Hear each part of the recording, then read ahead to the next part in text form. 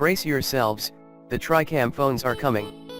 While the early prototype of the Huawei P20 that leaked yesterday still featured the dual camera config of last year's P10, it was obviously not what the retail device will end up looking like, judging from today's leaked case renders of the P20 Plus.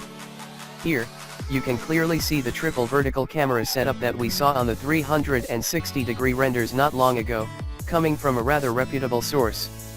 As a reminder, the P20 might have Plus and Lite models, as Huawei is known to throw in, which will feature different designs, sets of cameras, and power under the hood.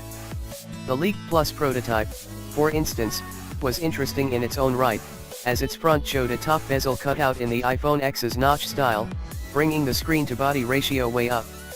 Let's not forget that Huawei teased a 3D face recognition system similar to Apple's not long ago, and perhaps we will see its iteration in the new P series handsets. We admit we are spoiled in this age when the rumor mill churns out all the details months before a phone's unveiling.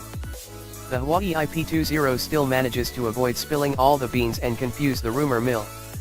Chinese regulation agency TNA just published the photos of what is supposed to be the Huawei P20 and boy, does it look different than what we saw just yesterday. We have a physical home button, presumably with a fingerprint scanner on the front, we do have a volume rocker, and the dual camera module on the back is mounted vertically. It also appears as if the two lenses have different apertures or at least different viewing angles, but it's early to draw conclusions. Full disclosure, we can't really see these photos in the TNA listing for the phone right now. We are going off other tech blogs that have mirrored the images, so do take this with a grain of salt. Again,